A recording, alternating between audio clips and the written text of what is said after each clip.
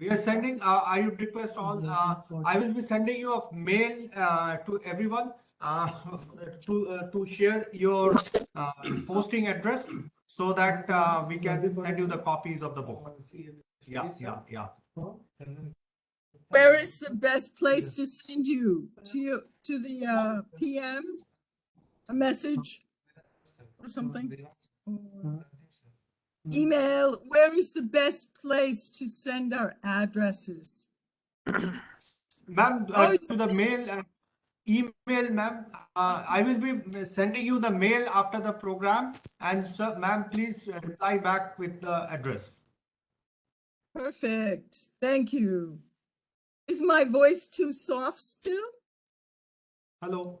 It's fine. Yeah. Thank you. Thank you, Alberto. Namaskar, Professor Radhakrishnan. Namaskar. Hello, sir. Namaste. So, Namaste. Namaskar. Vader. And hello, Prof. Vader. Max says he needs 10 minutes. He sounds like he just woke up. I hope I woke him up.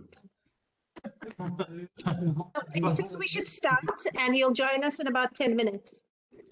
Okay. Sure. So we start. This is a great good afternoon from India. It will be good evening in Australia and very early good morning in the United States Namaskar and to our everybody.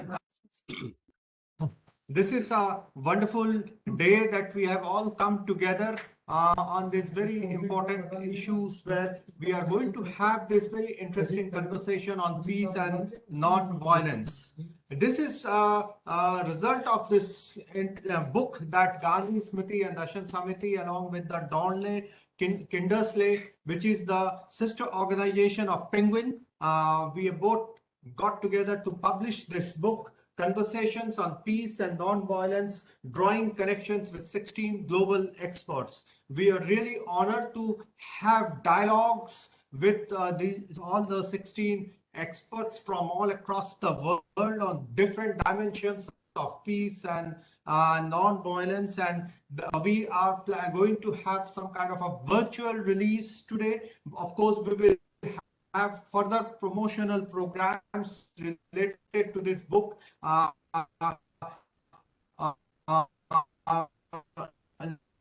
later on to come. All of us,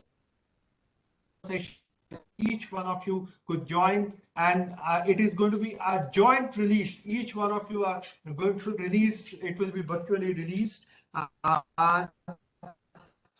So, in fact, all those who have joined, who are all our esteemed guests, you see, Gandhi Smriti ventured into this whole initiative in 2018 when we started this process as part of Gandhi's 150th birth anniversary to have dialogues with eminent practitioners and also the people who are into the work of peace and non-violence. We had the honor of interviewing all these eminent persons, of 16 eminent persons.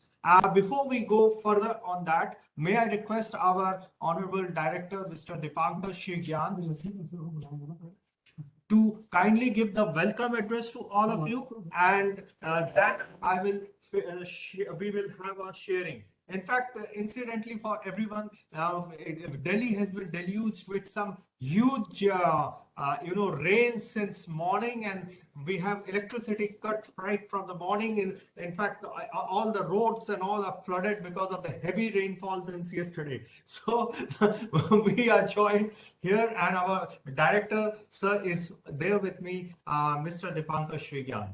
Namaskar, everybody. It's my pleasure to welcome all of you on behalf of Gandhi Smriti Darshan Samiti.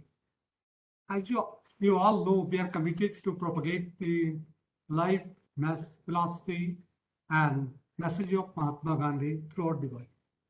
So way back in 2018, we decided to have a dialogue with the peace workers, the workers who are doing wonders in the field of non-violence. Fortunately, Dr. Kundu got contact of all of you through Vidya ma'am, and we are lucky that all of you gave us your precious time for this time. And finally, the book is now ready to be launched today. We have requested His Holiness Dalai Lama Ji for release of this book, but unfortunately, due to the weather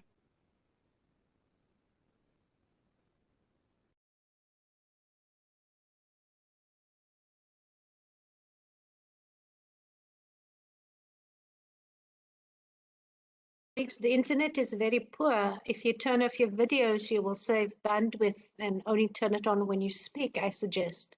Because I think they're struggling with Whether the I internet there, am- especially. audible.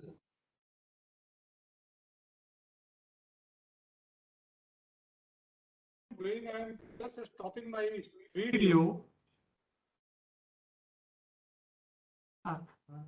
So we requested His Holiness Dalai Lama Ji for release of this book, but due to the weather condition, the connectivity at Dharamsala is very poor, so he could not join us. But his blessings are always with us. He has conveyed his blessings for the book and all the authors who have contributed for the book. I am sure that this book is going to help all those workers who are ready to work in the field of peace and non-violence throughout the world. Because the dialogues are so beautifully explained by you people that I'm sure that anybody just going through the whole conversation will gain a lot. Even we are planning to introduce it as a subject matter for our course that we have just started, non-violence communication. So with your permission, I will like to introduce this book as a course material to that certificate course. And again, I welcome all of you who have taken such pain of rising early in some country and even sparing that your time in the very busy time of your evening. I welcome all of you once again. Thank you.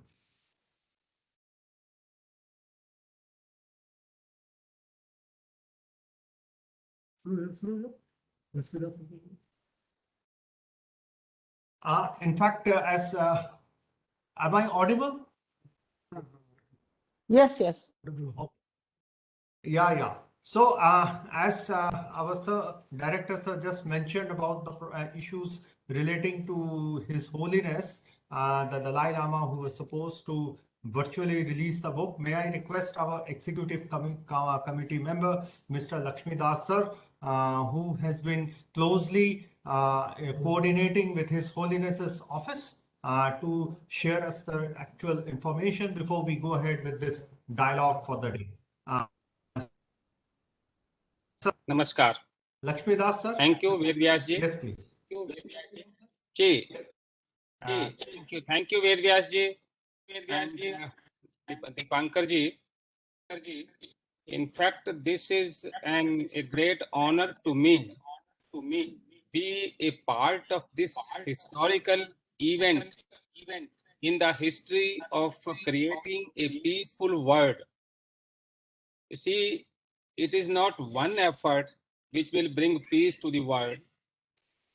There are number of efforts required to bring peace in the society, in the world. This book, bringing 16 peace lovers together, have interview with them, taking their time. I just really, I congratulate the program organizer, program officer of Gandhi Smriti Darshan Samiti, Ved Vyas ji, and its director, Dipankar ji, because of whom this book is now ready for the people to read, to study, and work for the peace in the society. As it is mentioned, this book was to be released by His Holiness Dalai Lama Ji. First, it was decided some 2 months back to have the release of this book, of course, virtually. But because of lockdown at that time in a particular place in Himachal Pradesh where this book was to be released, the program had to be postponed. Now for this 1st September, as it is mentioned by Dipankar Ji, there are some problems. Technology has great achievement and great contribution in the society, in the promotion of the society, but it has its limitations also. We experience daily.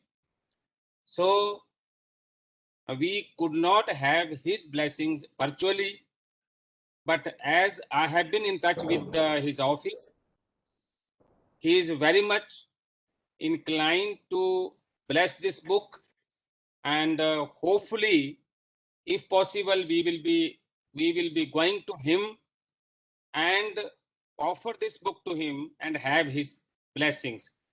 He is with us in this book, in these efforts, because we all know that His Holiness is committed to bring peace in the world. He's working for that, and any effort towards that noble cause, his blessings are there. And for this book, his blessings are definitely with us. This book will go a long way as a study material for the scholars, for those who want to study peace efforts, those who want to study Gandhiji's peace efforts. I think at this stage, I should not speak more, but I once again congratulate Gandhi Smriti Darshan Samiti, its program officer Vedvyas ji, and director Dipankar ji, and of course the publisher. I should not forget that publisher, in the absence of publisher, this book could not have seen the light of the day. It is because of the publisher that he took pain, and now this book is before us. So at this stage, I congratulate every writer, every contributor who has contributed in this book, and today those who are participating. Yes, it is true that today we are here in the evening, but there are some people who are in their mornings. So I congratulate everybody, and whenever I am asked, I am required, I will speak again. Once again, thanks a lot to everybody. Namaskar. Thank you, sir. Thank you very much. What we will do is now I will request our director, sir, to formally open the wrap of this book so that everyone can see. And as I have requested, I will be sending all the esteemed guests, experts with whom I have had a dialogue with. I will send a mail where you would send me your address so that we can post you the copies of these books. Sir, please. Sir, on behalf of all the authors of their dialogues and my publisher, Aparna Sarmaji from DK Publication, I am just dedicating this book to the world and all the peace lover of the world.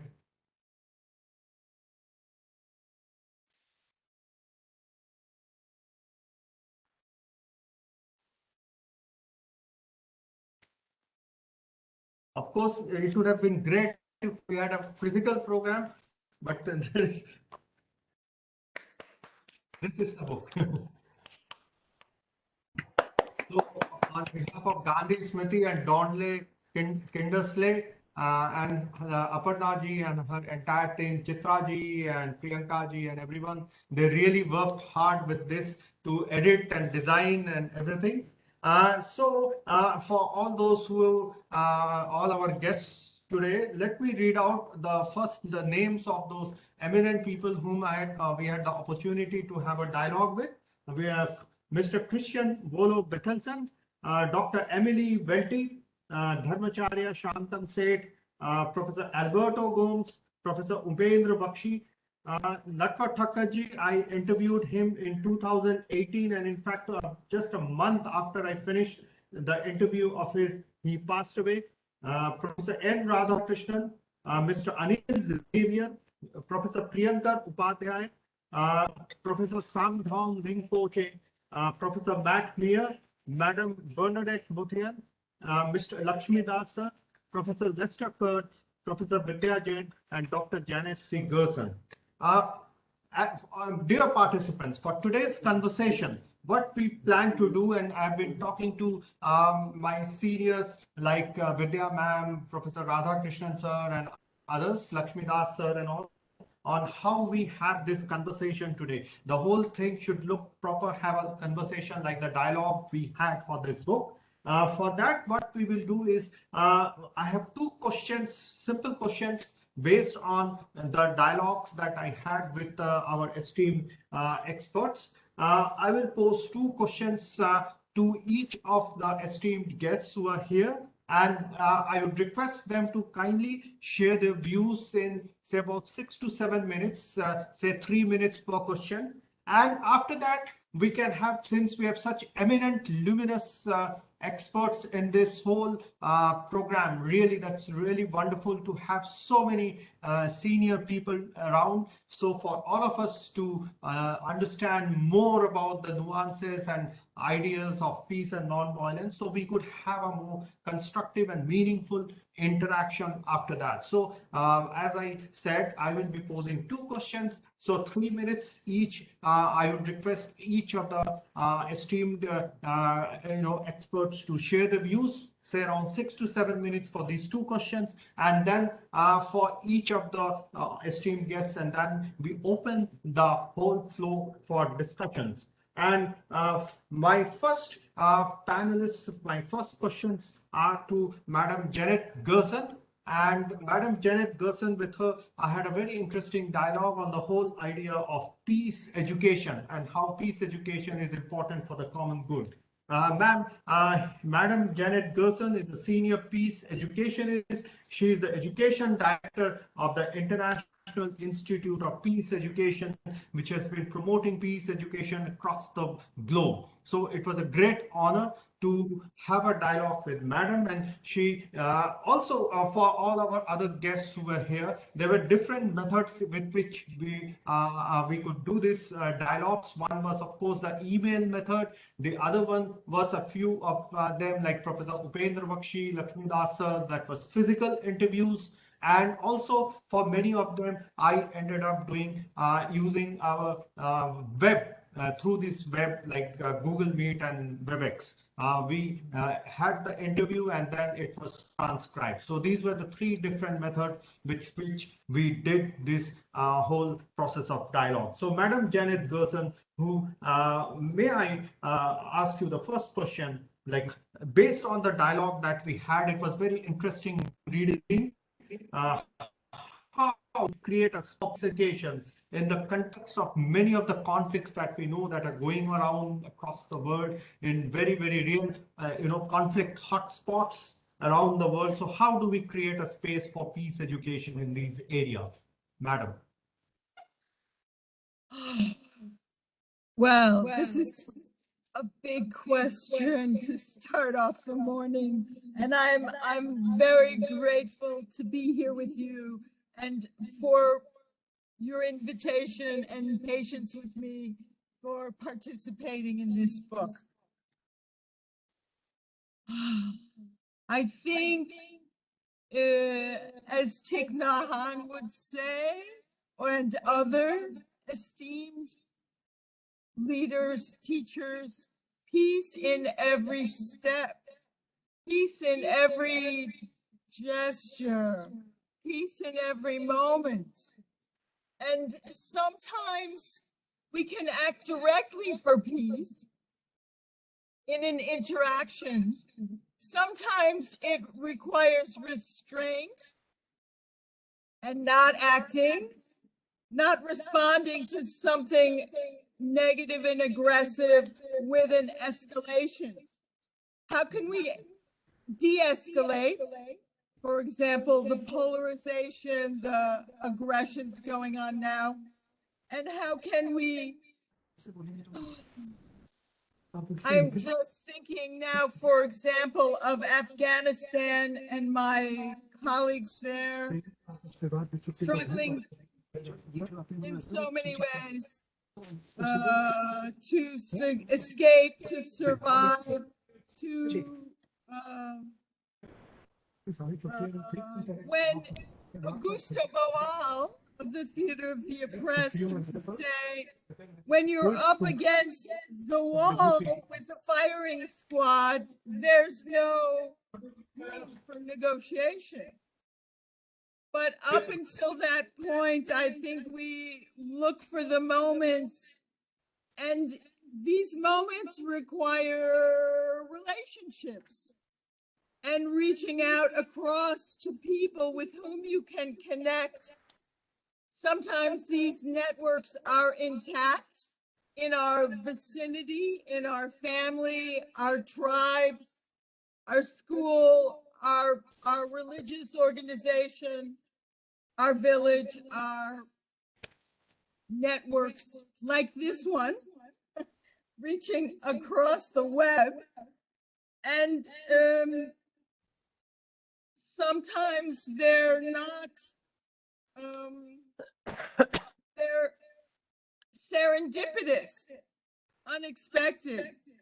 In my case, I always am looking for small groups and then the interweaving, interlocking of these groups. For example, in Afghanistan, with the Afghan Institute for Learning and Sakina Yacobi, there have been a great deal of internet support with the women's networks to help the women and university students,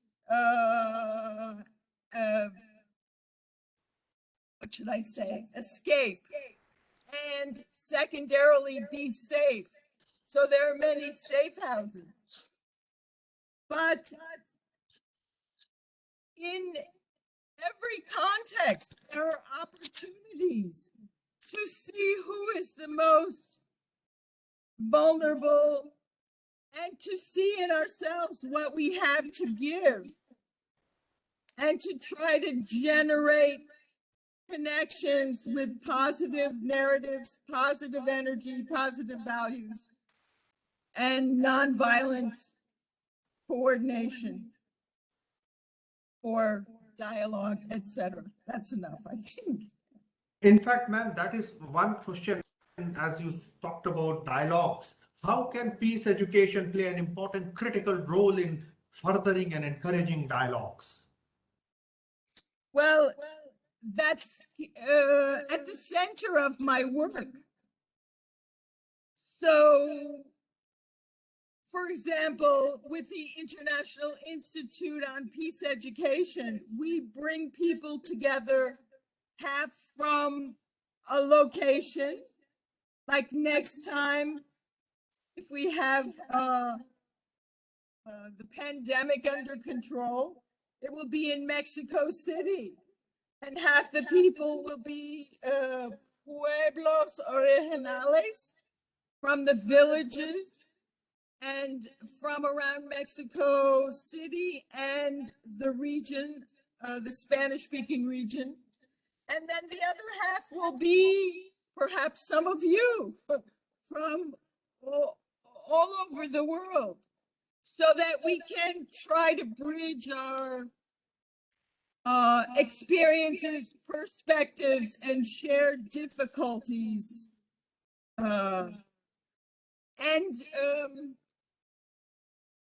At the same time, as I said before, I'm always working in my community with different levels of dialogue.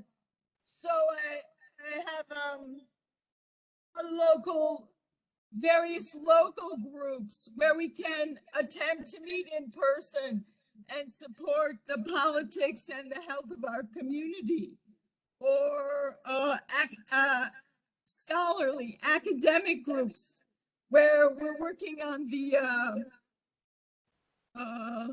interrelational and subjective paradigm for justice related to peace and democracy. So I think we need to learn how to speak on all different levels so that we can speak to the neighbor in the line, at the store or on the street, and we can speak to each other across these borders that divide us and find ways. My experience before this work was as a choreographer and a dance teacher. And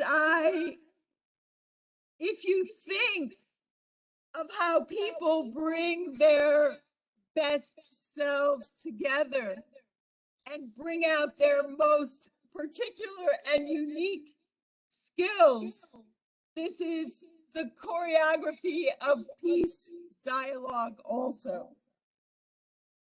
Oh, wonderful, ma'am. Thank you very much for your insights. So when we have opened the floor for discussions, there could be some questions and further interactions.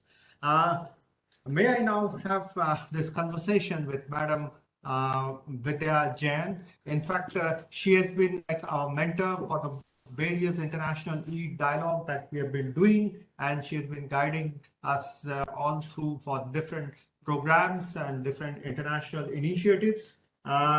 She is a very senior Gandhian scholar, and she's the convener of the Nonviolence Commission of the International Peace Research Association. And a major focus of our dialogue with her was focusing on the Gandhian approach to feminism, and also the whole idea of the feminist approach to nonviolence. In fact, that was something really I enjoyed, having this dialogue with ma'am when she was talking about the feminist approach to nonviolence. In that context, may I request ma'am to kindly share her views in the backdrop of different conflicts across the world. How significant do you think is the feminist approach to nonviolent interventions? Whether feminist approach has any meaning in many of the places that Janet ma'am was talking about, say in some of the conflict hot spots like Afghanistan and all, whether there is any relevance of the feminist approach to nonviolence, ma'am. Honorable Professor Radhakrishnan ji, Professor Lakshmi Das ji, all the friends at Gandhi Smriti, all the friends across the globe, I mean, it's so wonderful to see Janet, Bernadette, Matt Mayer, Lester Kurtz. And before I answer the question, let me congratulate Dr. Veda Vyas, not only for this book, but is that the enthusiasm and the activism which he is putting as a young scholar, into all this. I really congratulate him. I mean, before the first project is finished, he plans the second and the third and the fourth project. So he's moving very, very fast. I'm so happy to be associated with Gandhi Smriti. And I'm so happy that Matt Mayer and Lester Kurtz, Janet Gerson, Bernadette is an old friend. She can never say no to me. I could bring all of them to this conversation. Now coming to your question, Veda, and when you say, is it at all relevant? It is the only approach which is relevant. What is feminist approach? Feminist approach is approach of love, approach of understanding, approach of support, approach of compassion, approach of peace and non-violence. This is the only and only method which can really work on the increasing conflicts all over the world. Being a student and disciple of Gandhi, I strongly believe that non-violent strategies, which includes definitely my focus, the feminist approach, because Gandhi concentrated on this particular 50% or maybe more than 50%. Actually, in India, it is the lesser of the 50% because we kill her in the womb of her own mother. So this women, this is half of the world population is left behind, and Gandhi is really worried about this. Gandhi says women is the future, is the leader of future world. Until and unless women is made the leader of this future discourse, nothing can be done. Because please pardon me, if you see Afghanistan, about which Janet was talking, it is always men who takes up the bullet, who takes up a bomb. I never see a woman, throwing a bomb or taking up a bullet. I mean, in USA, every day there is a fire of bullet just on the question of parking. So man is always so agitated, so hot, so fight prone. It is women who is cool, composite, calm, who has a better way of listening, dialoguing, thinking, understanding. She has a greater patience. Yes, because she's a mother. So my first point is women has to be given the leadership role because she can work on the minds where the conflict starts. It is the minds where the conflict starts. Who is a militant? Who is a fundamentalist? Who is a terrorist? He is also a human being. So you have to understand his agony, his pain, his problems, why he turns to be a militant and a terrorist. A son born to me will never become a terrorist if he is given a proper opportunity to grow up and to develop. So when I say, is feminist approach at all amicable or practical, I say yes, it is very, very practicable. You have to work on individual, you have to design new men, new women, new citizens who can really work for a better world. Because I know the second question, which is much more, so my first question, which emphasis is totally on this, understanding the mind of this individual who turns all, because the conflicts can only be resolved by dialogue. It can only be resolved with deliberation. You have to sit across a table. There is no other way of, because we have seen in India, whether it is Kashmir problem, whether it is, rift on the basis of caste, community, religion, gender. It is the only way is because Gandhi, that is why Gandhi invented so many techniques which are women-centric, like whether it is satyagraha, whether it is civil disobedience, sitting in silence, Swadeshi, they're all women-centric, feminine tools. So Gandhi says, in my last birth, I must have been a woman. So he had a heart of women, heart of understanding, love, compassion. So because it is the only way, I think, and that is why I say, yes, feminist approach means the approach of peace, love, harmony, compassion. It is only valid, it is only viable. You have to give it a chance. We are not giving it a chance because non-violence is so easier to occur and we do nothing about it. I mean, I was surprised when I see the news. Before coming to this program, I was just looking at the news channel. What's happening? My God, what's happening in Afghanistan? And we are sitting talking here. Who write this problem? Janet, please pardon me. It is USA, who has done this mess for us for last 20 years. What you were doing here and how you ran away in one night, and that is the precise reason Gandhi chose never to visit America.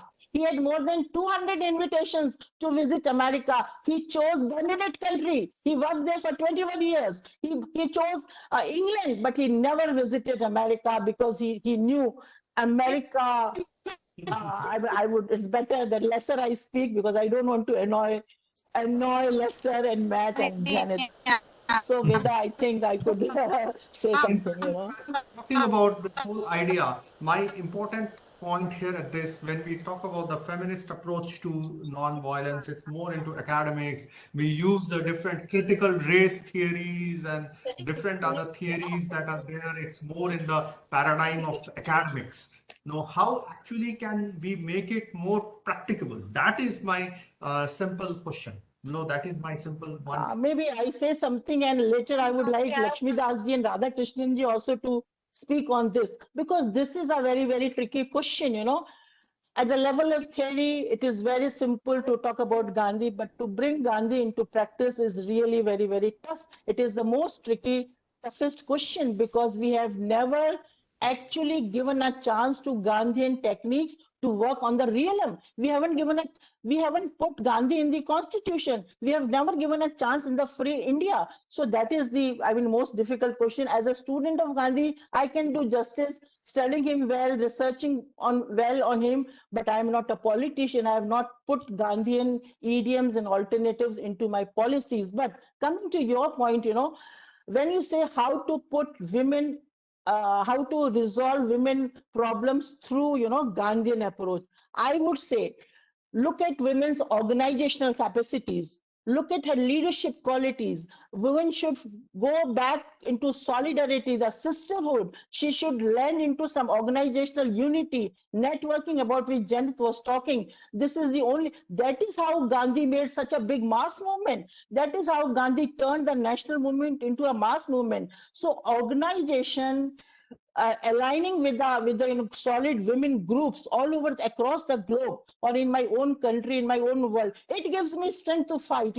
If I suffer domestic violence at my home, what would I do? I would just join our university women's association we have. I'll just go and complain, about anyone doing that. If some student of mine faces molestation or eve teasing or maybe rape, we just go and put off litigation over there. So this alertness, this awareness that I belong somewhere. I have a strong groups to support me. I have sisters like Janet and Bernadette to stand behind me. So Gandhi has asked me never ever, if there is any injustice, if there is any discrimination, if there is any exploitation, rise and voice your opinion. Gandhi has given me the strength. Gandhi was the first man who said, never, tolerate oppression, never tolerate injustice. Come on, get up, mobilize. And that is exactly Satyagraha is. That is exactly putting non-violence into action. Non-violence is in my heart. Non-violence isn't religion, but Gandhi taught me to bring non-violence out of my heart to practice, to public sphere, out of religion to public sphere. He did it so smartly. So I can really mobilize non-violently through my sisters, through my work, women groups. And maybe if men like you and Lakshmi Dasji come up, this is not men versus women at all. Feminism is not about talking about women. Feminism is talking about a just society, talking about an egalitarian society, talking about how you would be happy without my being happy. So let us be happy together. Let us walk together. Let us have hands in hand with together. Then only we can have a beautiful world. I perceive a world where you are happy, I am happy, everyone is happy. Why are you leaving us behind? Why we are left behind? Only 0.3% of the women are vice chancellors in this country. There is only one women minister here in Rajasthan cabinet. Rajasthan chief minister is a Gandhian himself. You never give our women a chance to sit at the upper decision making centers. She is absent there. So please give her due. Urge all the men sitting over there. You are the most female. I know you are very, very sensitive towards our issue. So let us come together and just dream the beautiful world. Thank you. Thank you, ma'am. Thank you. In fact, everyone right from Janet ma'am to Vidya ma'am have now talked about the whole thing, and they have brought in the whole situation of Afghanistan right into the forefront. Here, I invite Professor Lester Kurtz for the next conversation, and he's with the George Mason University, and it has been wonderful working with him. And in fact, we have been working quite a lot. In fact, Gandhi Smriti has been not only working with him, we are working with his wife also. She has come in our dialogue on mediation, on restorative justice, and most interestingly enough, his daughter is doing internship with us, and we are working on peer mediation. And here is a question which I am tempted to ask you, sir, especially when Janet ma'am and Vidya ma'am had talked about this whole thing. How do you see the Gandhian model of conflict resolution posing any kind of a solution to some of the conflicts that we are talking about at this stage? Whether they really offer the Gandhian model any kind of conflict resolution models. So. Well, thank you. This is really a wonderful opportunity. I'm looking forward to my next visit to Gandhi Smriti in person, but I'm glad to be there virtually. I'll be here virtually, and I also have fond memories of interviewing Dr. Radhakrishnan 30 years ago when I was in India doing research on Gandhi's legacies. And of course, my wife and daughter are still both asleep. But it's a pleasure to be up with all of you wonderful folks. So, this is an extraordinary time, and I don't blame our sister Vidya Jain for being harsh about America. Here we have the end of America's longest war, having once again proven the futility of the use of arms to solve problems. And the way I like to think about it's so difficult. I have 3 minutes, right? I think I've taken my 3 minutes. I think of Gandhi's approach in a number of different ways, but one thing that always comes to my mind is his sort of process that I like to call listen, analyze, mobilize. And so we first listen. We have to listen. Most of us, I should speak for myself, we tend to talk first, right? We talk, because we're the experts. So we think we have something to say, and we do. But I think first we have to listen, kind of deep listening that Thich Nhat Hanh talked about, that Gandhi did after he came back from South Africa. He spent a year listening before he jumped into the Indian freedom movement. He went around, traveled around the country, listened to what was going on, and then we analyze what we've heard. This is kind of our strength as scholars, as sort of scholar activists, is taking all of the flow of information that comes to us from people who are suffering, and trying to figure out what kinds of systemic problems are systemic causes of those problems, and then finally figuring out some things that we can do, which are obvious again, nonviolent approaches, because if we use violence like the American troops did in Afghanistan, we just beget more violence, and I think that we have a very clear lesson here for our time.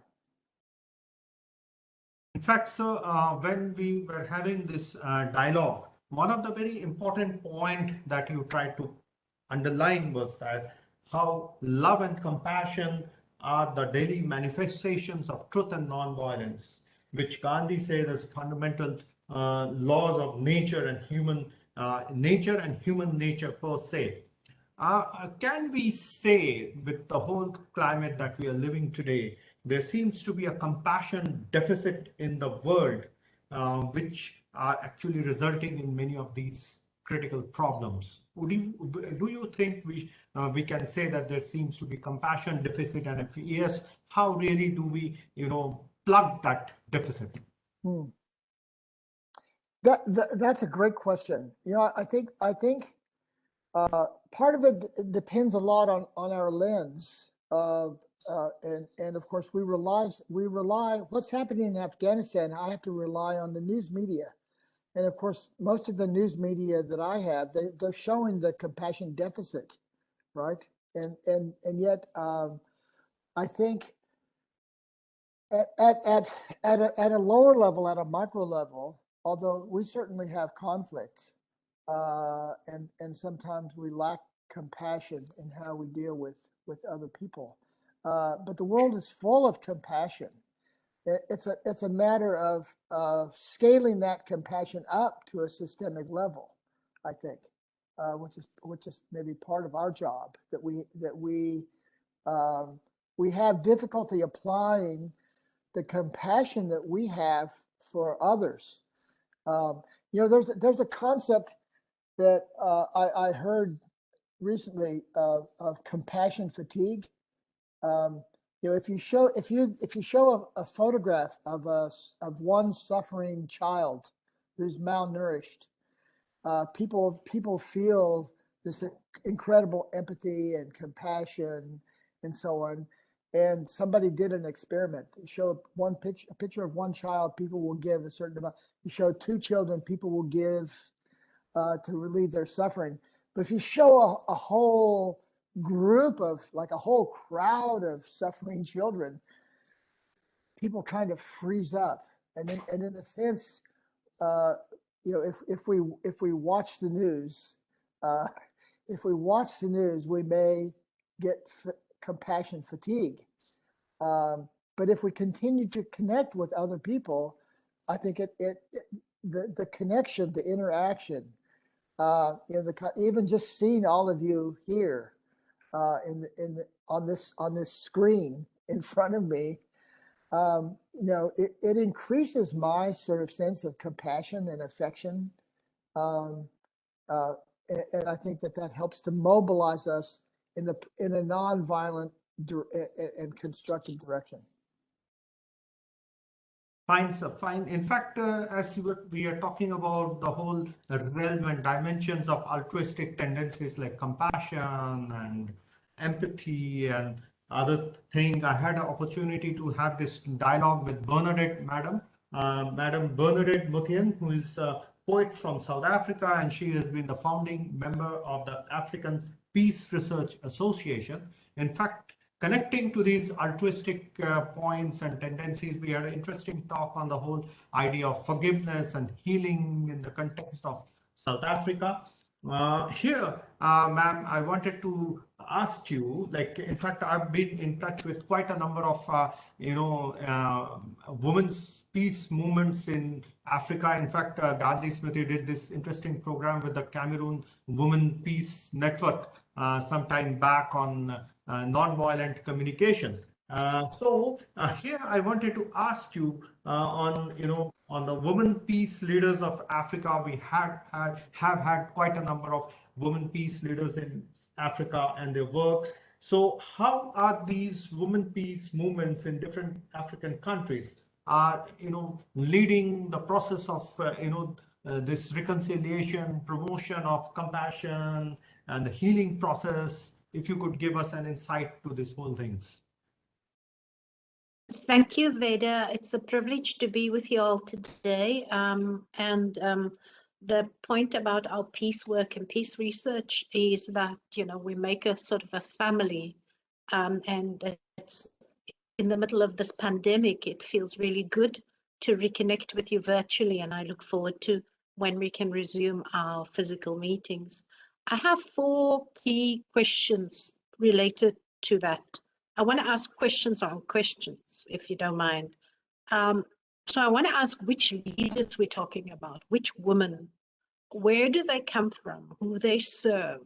And if we look at Gandhi and Mandela and Wangari Maathai, even other women leaders who won the Nobel Prize, like Ellen Johnson Sirleaf and so on, they all come from comparative privilege.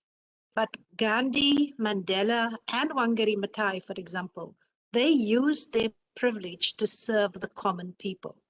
Betty Reardon, one of my teachers, of the quotidian. In other words, just ordinary people. And for her, it's about ordinary women. And so it's important that our movements must be mass-based, that it serves the majority of poor people and poor women in particular. For example, South Africa and Rwanda, we have huge, women representatives, representative quotas, high percentage of women at all levels of government, from the highest to the lowest. But some of these women are often political and elitist, and they don't serve the community and women's interests. So that's my first part. The second part is that we can't talk about women's movements and women's leadership without talking about gender-based violence, or GBV, and femicide, whether we're in India or in South Africa, or indeed in the United States. Australia, the same. There's like a war against women's bodies, against the psyches, against the lives of women. And since the perpetrators often don't seek forgiveness, it's we survivors of all these violences. We have to find the healing for ourselves, including forgiving an absent perpetrator. This is the same truth that we hold for colonialism and neo-colonialism. We can't mimic the extractive and violent behavior of the perpetrators. Like Gandhi, Mandela, Matai, they've all showed the power of forgiveness as they've built mass movements for everyone, and movements that benefit the poorest people and the poorest women in communities. The third thing I want to come to, and is your favorite thing, and I only have 4 points, is Ubuntu. The idea, indigenous African idea that I am because I care, I am because I belong. All our well-being is interdependent. The individual well-being is rooted in the collective well-being in the individual well-being. It's important in an age of narcissist social media, Western individualism, including in academy, where ego and self is, pushed up over collective good. Our three heroes, Mandela, Gandhi, and Wangari Maathai, they did exactly that. They sacrificed their egos for the greater good. And I want to just touch briefly on what Lester had mentioned about compassion fatigue. And I know in the global north, it's a big thing, compassion fatigue. I work in Rape Crisis Center, compassion fatigue. I work with poverty alleviation, compassion fatigue. There is no such thing as compassion fatigue with respect. If you have the kind of compassion that Vidya Ji and I speak about, it is your deep connection, your deep Ubuntu, your caring for yourself and for others, of which you can never tire. When you're exhausted, then you take rest. And when you've rested, you come back. So there is no need to feel overwhelmed by having compassion. We need to shift this talking away from this compassion fatigue, because it speaks into a particular narrative that is not helpful to us as peace people, as peace communities. So compassion fatigue, no. Compassion, I am tired, I take a rest, people hug me, Vidya and Janet and Lester hug me, Matt, and then I come back into the struggle again and I continue. There is no fatigue of compassion. We carry on and we rest when we need. My last point is about Africa being the second most populous continent after Asia. It has a diverse history of colonialisms and indeed migration. And here we come to Vidya's word, patriarchy. This patriarchy has tried to destroy indigenous egalitarian peoples, women-centered societies. But, and I'm laughing here with great joy, we still exist. Whether it's from Algeria to Zimbabwe, even my own mother's people, indigenous people, they're like in India, the Pinar, the Garo, and the Khasi in Meghalaya, the Nair in Kerala. We really will only attain a just peace and end these cultural violences if we embrace indigenous values of social and gender egalitarianism. We need to bring women back to the center of our societies, and that includes our peace societies. We need to reclaim the sacredness of the feminine, of women, and bring us back into the faiths and the religions. It's okay to have dialogue. Dialogue is very, very important. But we also need action and we need reparations. That would be even better. Thomas Sankara is my favorite quote, and Matt's favorite quote as well. I think one of their favorite quotes is that Thomas Sankara said, "Women hold up half the sky." So we need to remember in South Africa and other countries, not India and China, women are the majority, at least 51% of the population. So we can't exist in a society, we can't thrive, we can't make peace, we can't have peace without women. And the majority of people that we should be looking to are the poor people, the marginalized people. I just want to conclude, sorry, off the cuff here. There's a meme or a thingamajig going around, a quote about people dissecting Einstein's brain, and they want to see the brain of Einstein. And yeah, sure, Einstein was a great man. Again, he was a privileged man. And so he had access to things. More interesting for many of us is people who grew up poor in apartheid, in Palestine, Sahrawi people, the marginalized people, little girl in Afghanistan. What about the brilliance of those people who don't have access to privilege and to access to resources and education like Gandhi, like Mandela, like Wangari Maathai.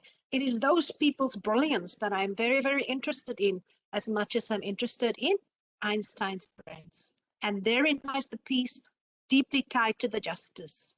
I think I've spoken a lot.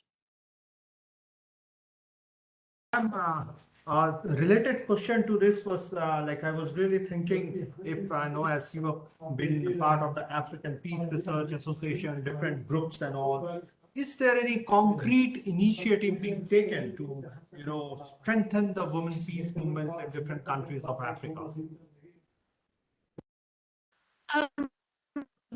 Women's peace movements is like women's movements in general. It's diverse. It's like the continent. It's diverse.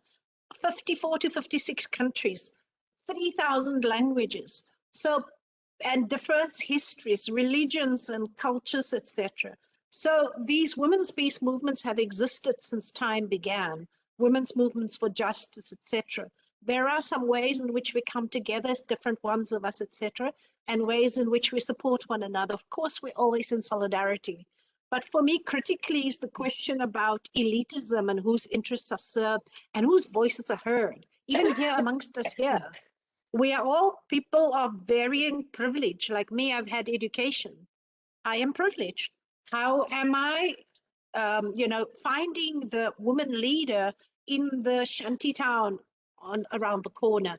Those are the people that we should be looking to. So yes, we have a very vibrant and powerful women's peace movements in plural across the continent, all the different parts of the continent in its vastness.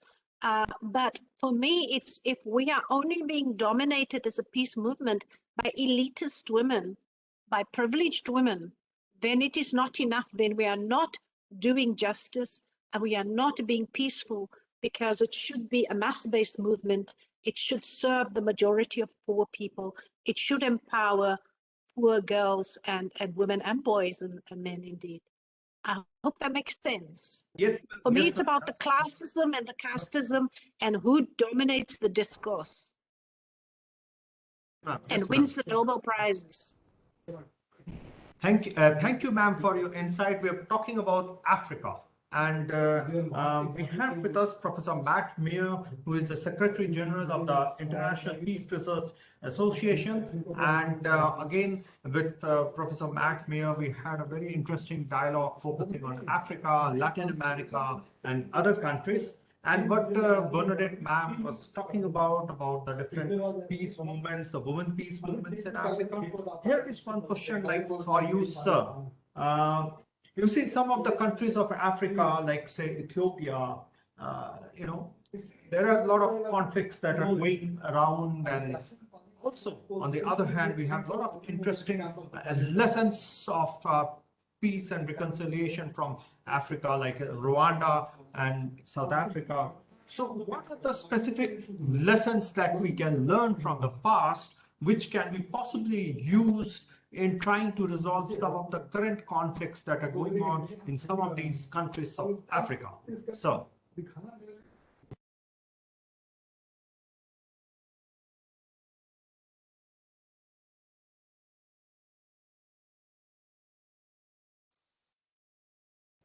you are not audible. Professor Matt Meir, sir.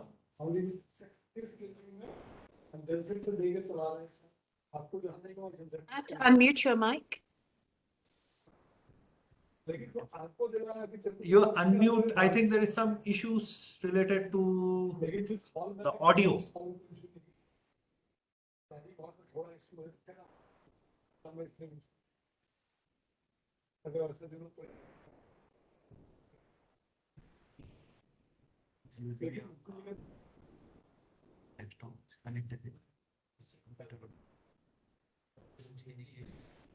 So, which audio you are using, sir? Which device you are using? Computer, laptop, or mobile?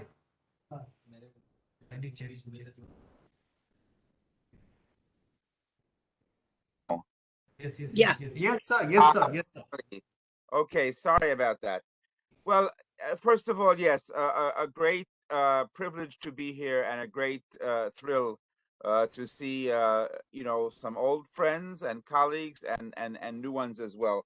But you know, you might have seen I was off screen for a few minutes to bring a sculpture here, which I didn't realize was going to perfectly align with the question you just asked, because this is a West African image of the Sankofa bird. Hmm?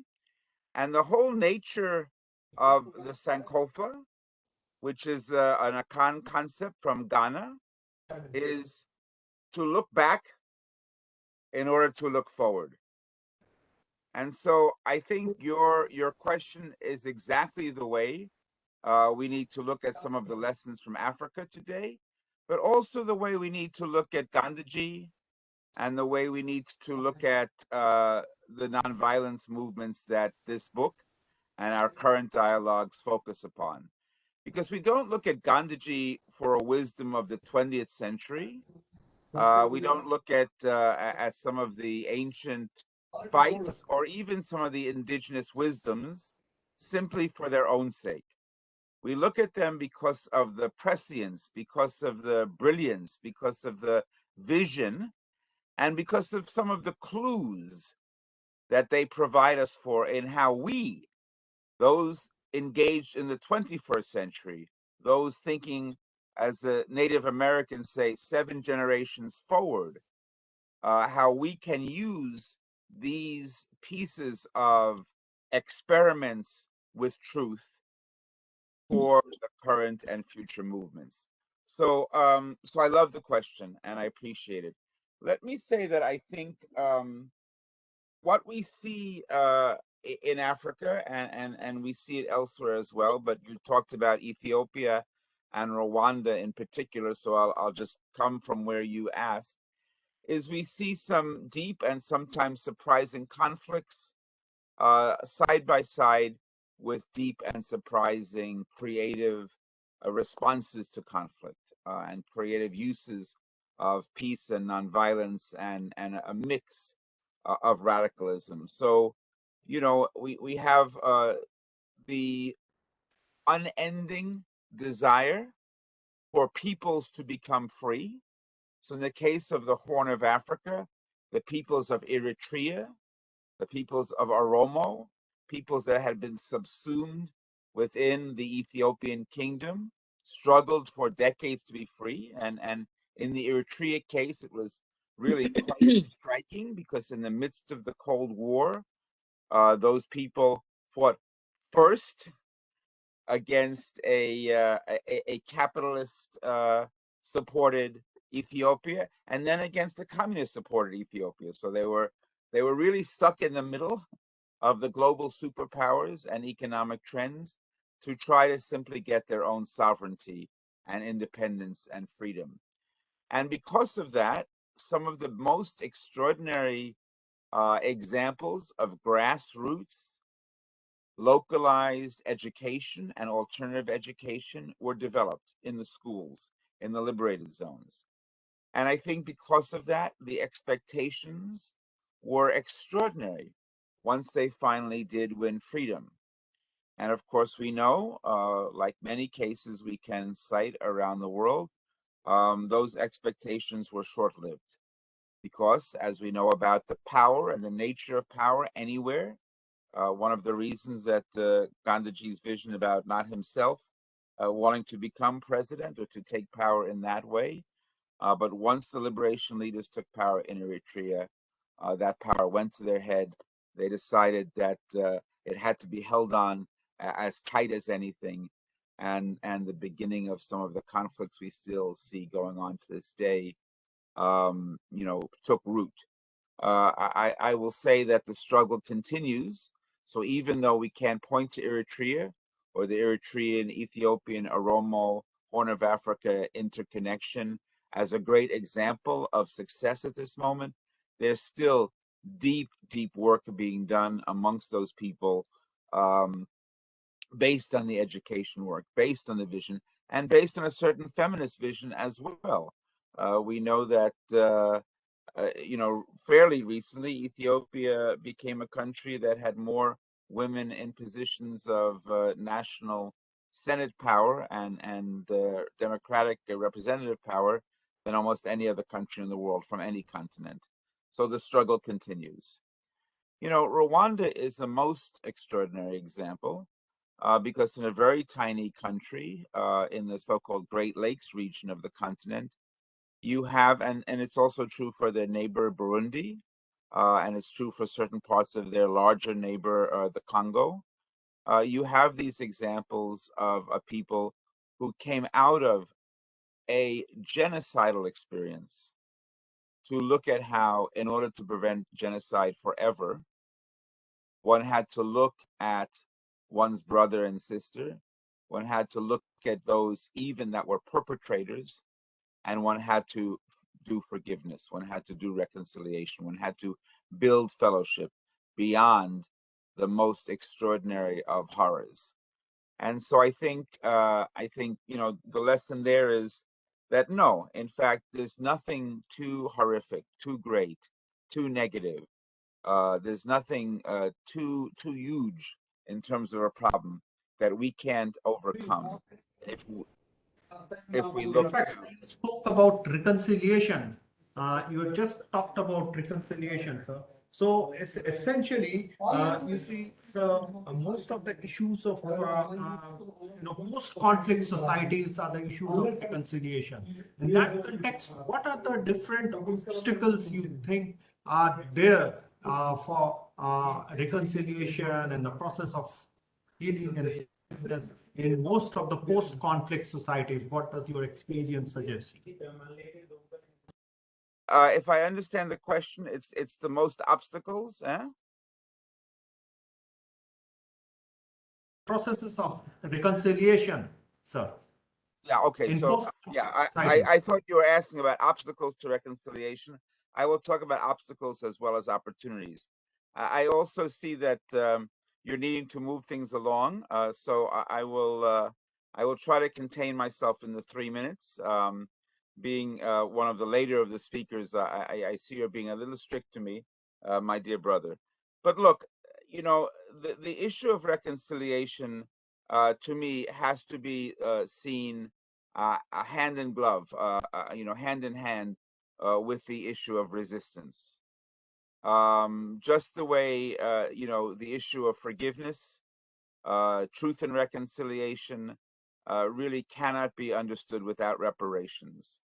Every time it's been tried, if you rush into reconciliation without justice, without an examination of power dynamics, the reconciliation is like any short-term ceasefire. It's a band-aid that won't last. So reconciliation, and you know, for a time before my current work as Secretary General of the International Peace Research Association, I was a leader of the International Fellowship of Reconciliation, FOR, and I think more and more we're understanding that reconciliation and fellowship itself as a goal is rooted inextricably and indelibly in resistance and in an equalization of power and a creation of power equity. So what are the key lines of contradiction? Well, again, Sankova, we look back to look forward. They're not different than yesterday's.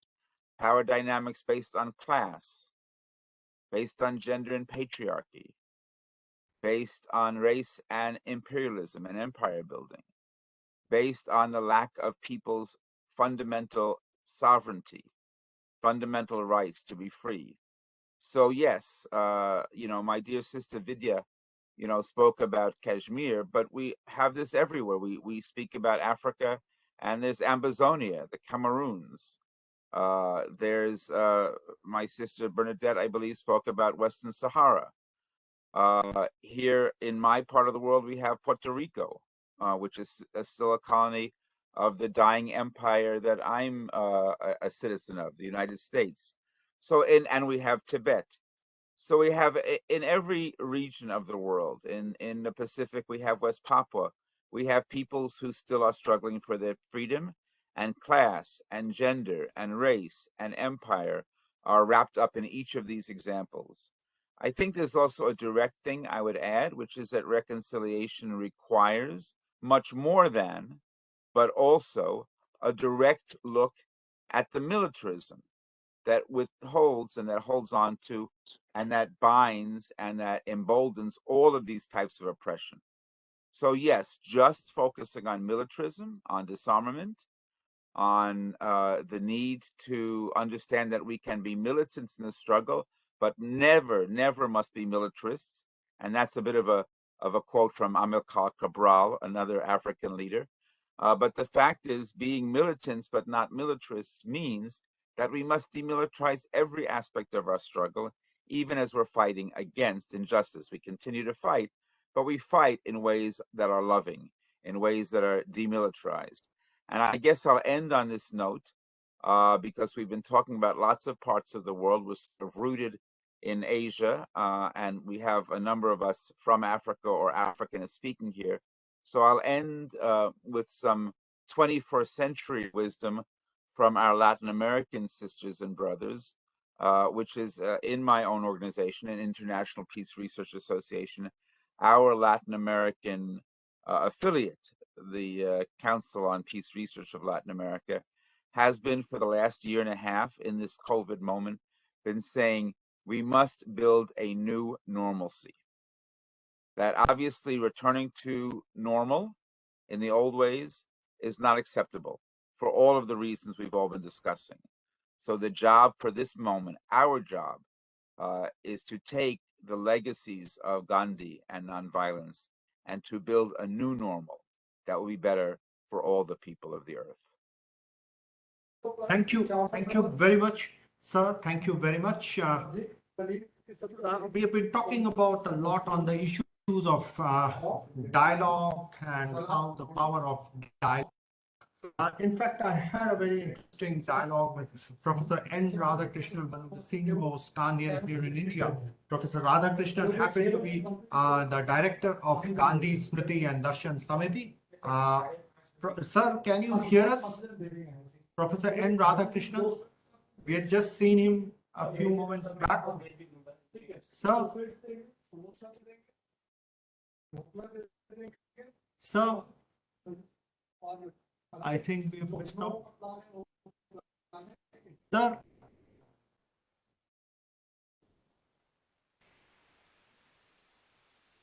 Professor Radhakrishnan, are you there? okay.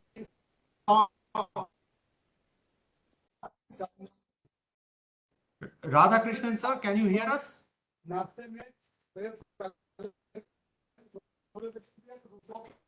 We go and we Radhakrishnan, sir, very much here in this. Hello, sir.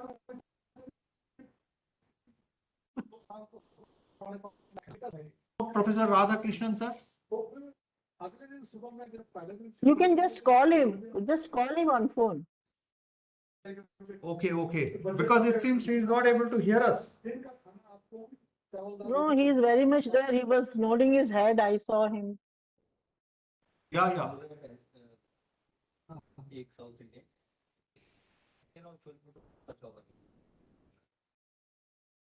Professor Radhakrishnan.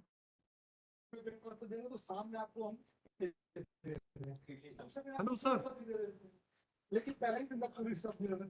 Acha, we were.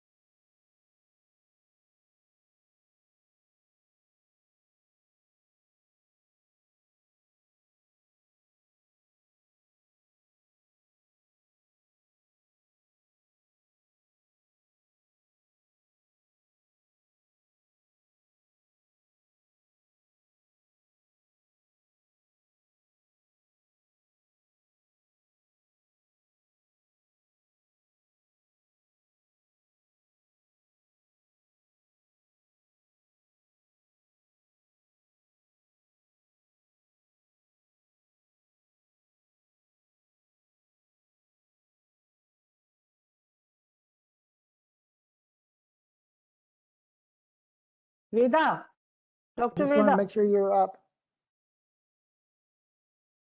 Okay, Dr. I'm in a Veda. meeting.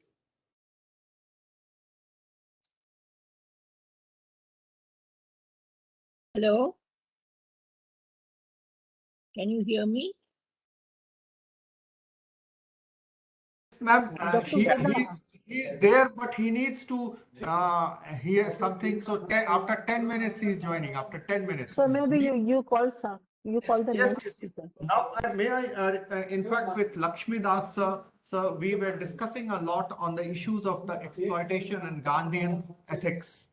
In that context, sir, when we are talking about Gandhian ethics in the framework of the Gandhian ethical framework, there has been an emphasis on the means of doing anything and its aim and its end.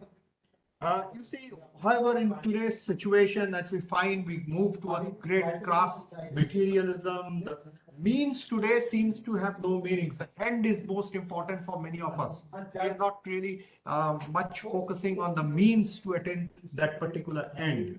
So in that context, is there anything that we can do in our contemporary society where we can actually give equal footage to the means and also to the end? So, Lakshmi Das sir is a very senior Gandhian scholar, and he has been the chairperson of the Khadi and Village Industries Commission of India. He is the executive committee member of the Gandhi, Smriti and Darshan Samiti. And most importantly, I should say that when we started the whole process of the book, he has been motivating me like anything. And I think at that time, to be very frank, I never imagined it will come as a book form, but he kept on motivating. And I think that is one of the most important results that has come out today. Thank you very much, sir, with your blessings and your motivation. Thank you, Veda Vyasji. Today, I am enriched with the expressions made by the speakers of today's evening, earlier speakers. Every speaker spoke with his or her experience and commitment. I have learned a lot today evening. But today's evening for me is an evening of learning. So I thank to everybody for enriching me in the process of bringing peace in the society. Once Gandhiji has said, I cannot see a man exploiting a man. That the clear message is that he wanted to have a society which is exploitation-less. The other quote from Gandhi is that if the means are right, end is bound to be right. Mr. Veda Vyasa, it is true that nowadays we emphasized only on end, not the means.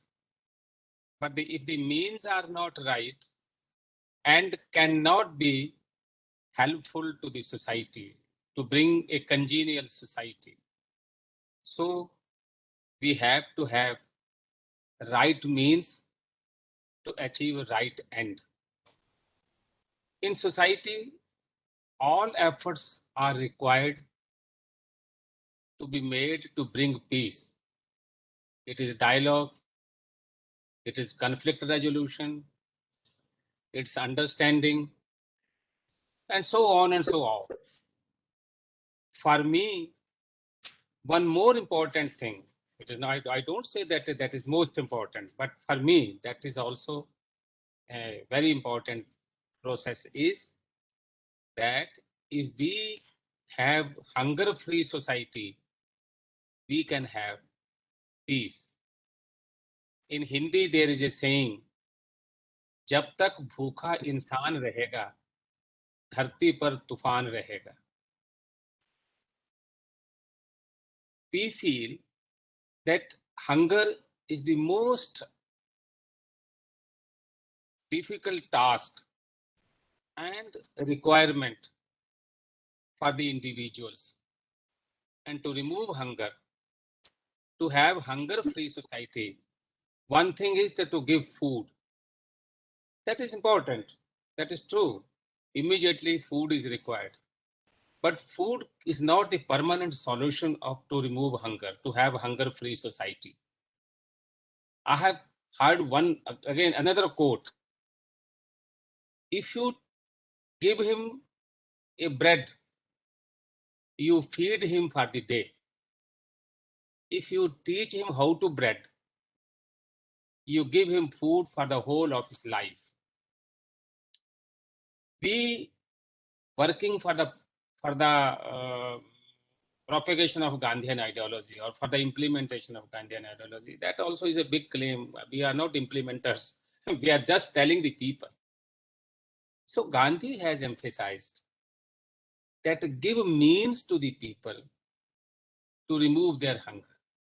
Let them have means to earn their livelihood. This khadi is a symbol of that approach. Give him charkha, give him, Vinobaji has said that we have one mouth, but two hands to feed one mouth. And I think two hands can feed one mouth. The only requirement is that these two hands should have some work to feed one mouth. That is why Gandhiji's economy, Gandhiji's economic policy, economic philosophy has taught us that every hand should have work. And that can be only through decentralized economic system. Centralized economic system cannot have a just society. And if we don't have just a society, we cannot have peace. For peace, we require a just society. We require an exploitation-less society. We require hunger-free society. Gandhi has taught us enough to emphasize that how can we have exploitation-less society? How can we have hunger-free society? How these two hands can be given job to feed one mouth? I think if Gandhian philosophy, as Vidyaji has rightly said, that Gandhian philosophy should be given a chance in the whole international scenario. Gandhiji's philosophy requires that let it work. Let us see, can it be useful? Let it fail.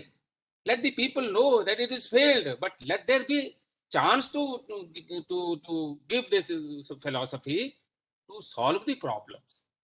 So one aspect to have peaceful society is to have exploitation-less and hunger-free society. Thank you very much, sir. And it was really wonderful. It was actually Lakshmi Das, sir, and Professor Upendra Bakshi were the only two people with whom I could have a physical interviews. We have Radhakrishnan, sir, now back with us. In fact, Lakshmi Das, sir, towards the end of the program, I will invite you again to read out some message. Now we go to Professor Radhakrishnan, sir, with whom I had this very interesting dialogue, and I learned a lot.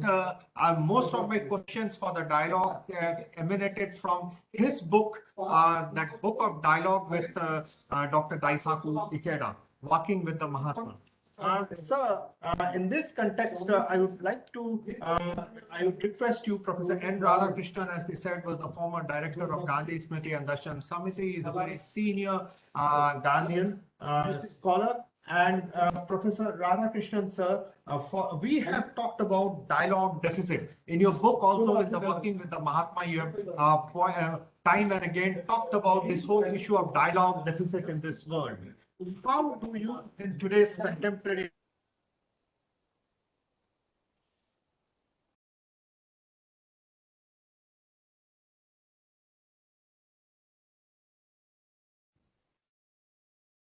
No voice, Veda. We can't hear you. Lost connectivity. Yeah. So we'll just take some breathing exercises to pause while his connectivity comes back in. They think have a this is huge.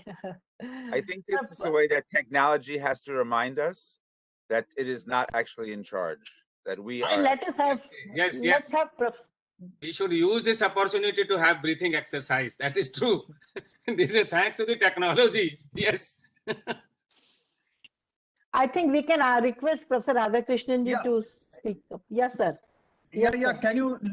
I'm back. Please. There, can you see this network connectivity? You sir? see, So basically, I was it's asking you, sir, depressing because on your how smile in is today's bigger than contemporary ever across the society screen. we can promote real heart-to-heart dialogue, which leads to emotional bridge building.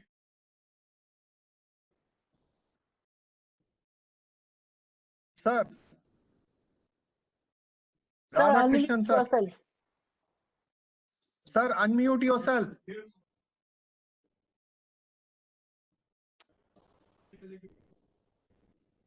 Sir, Radhakrishnan, sir, unmute yourself, sir. You are. Oh. No, no, no. Unmute, sir. Unmute. Be green. Radhakrishnan ji Sir. is visible but not audible. Sir, unmute कीजिए, please. We can't hear you. yeah, now. It is Yeah. unmuted.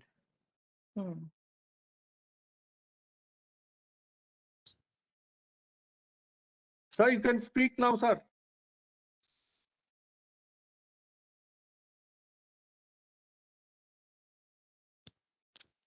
Yeah. Sir, possibly you can remove your headphone.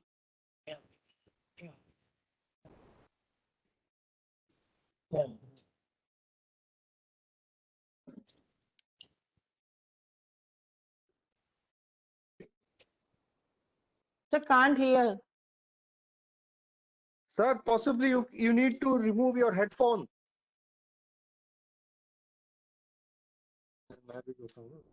What is the situation? Yes, sir, it is better now. Yes, yes. It's better. Fine. So I call it. I did not want to call it a day. I came back. Pardon me for the inconvenience caused. At the same time, I would like to congratulate Veda's team, advisors, for remarkable people on non-violent communication. Before I say anything, different lessons occurs: violence, peace, and conflict, published by Academic Press. It's a remarkable book which will go a long way in sharpening our understanding of not only nonviolence, but the core of nonviolence in active living and promotion of peace and all that goes with that. So now, coming to your question, Professor Dr. Veda, my answer is the practice of Mahatma Gandhi, to whom the still small voices in each of us, about which he was very confident, and he was repeatedly speaking about the still small voices in everybody, from where a conversation originates. According to Gandhi, the conversation, any dialogue for that matter, should begin within oneself before it percolates outside and makes any impact in the form of what we call dialogue or conversation. So this still small voice, which is essentially root of the conversation within oneself, is the springboard of what we call all nonviolence, which is the basis of what one might say our perceptions, our activities, our inclinations, and our being.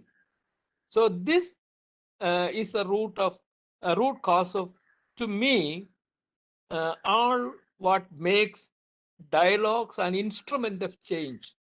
Dialogue is an instrument of discovery. Dialogue is a powerful tool of transformation, both individual and societal, without which you and I cannot talk of peace elsewhere. Peace within oneself. So this is what I have to say, Dr. Veda Vyas, in reply to your good question.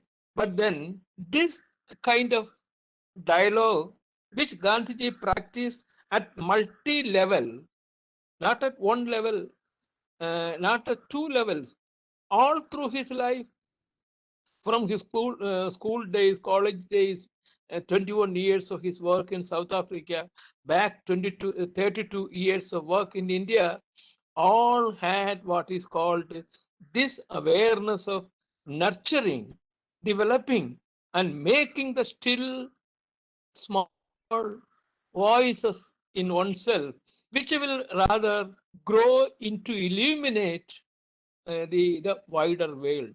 Thank you for the brilliant question. I am confining myself to the 3 minutes you allotted. Thank you, sir. Time management is the essence of non-violence. Yes, whatever we thank say. you very much. We are talking about Gandhi, we are talking about Yes, sir. non-violence, but Yes, sir. I don't Yes, sir. want to. I don't want to love my voice much more than anybody else, or cutting into the convenience of others. Thank you so much. I congratulate you again, Dr. Veda, on this brilliant initiative. Very brilliant. Thank you. Thank you very much, sir. Thank you very much. In fact, we have now with us Professor Alberto Gomes, who is the founding director of the Dialogue, Empathetic Engagement and Peace Building Network, and he is a peace anthropologist. It was also wonderful insight importance of how peace and non-violence are inseparable from those of ecological integrity and sustainability. So in this context, how do you think peace ecology has become significant, especially in the context of the climate change and the environmental degradation, sir? Thank you very much, Dr. Vedabas, and warm greetings from the city of Nam. For those of you who are non-Australians, you'll be wondering where the city is located. It's the Australian Aboriginal name for Melbourne. So now we, in a way of recognizing the indigenous peoples of this land, in fact, we usually begin our presentations. I'm about to lose my voice, so please forgive me for this very harsh sound of, my vocal cords. But anyway, we usually begin our speech by acknowledging the traditional custodians of the land, the people that I'm in Melbourne, in Nam, and the traditional custodians of this land are the Wurundjeri of the Kulin Nation. Now, to your question, Dr. Vedabas, and first of all, I want to congratulate you and your team in the Gandhi, Smriti, Darshan, Samiti, for this wonderful collection, and with amazing contributors. Now, I want to say that I feel very much like an intruder. I'm not really a peace scholar, so to be recognized as a global leader in peace makes a bit of a mockery, I would say. I'm an anthropologist, and don't hold that against me. But as an anthropologist, I've had the privilege of doing research among the Malaysian Aboriginal people. So I trekked for miles into the deep forest in Malaysia and arrived at this community. And when I arrived in this community, I arrived with being conditioned in a very kind of violent, aggression, masculinist society. But I arrived in this place called the people are called the Samai, and I learned something fundamental about human life, and that was to do with peaceability, the ability to live in peace.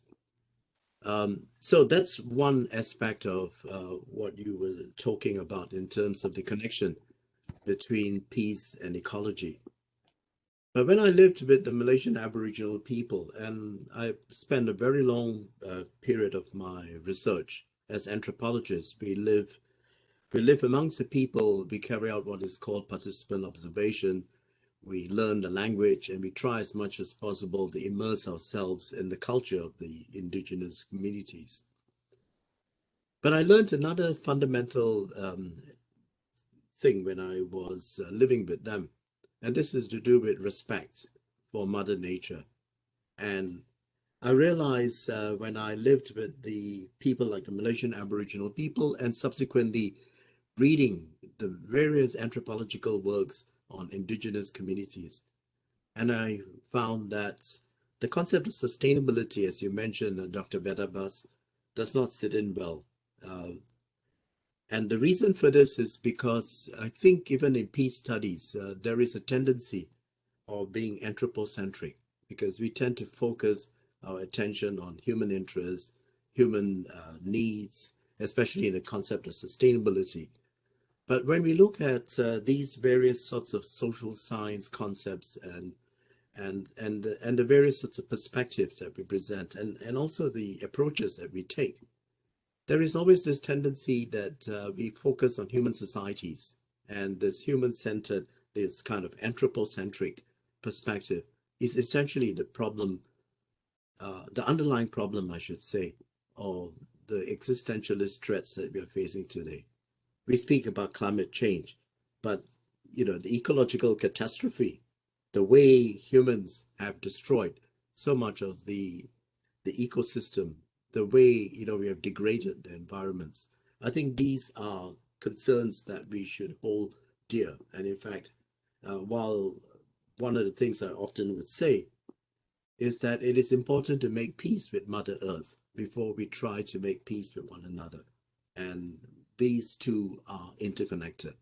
They are imbricated. They are, in fact, so closely interlinked and entwined that it is really important to keep in mind that the source of humanity, the various sorts of things that we talk about in terms of our survival as a human species, depends on this fundamental fact that we are connected to Mother Earth.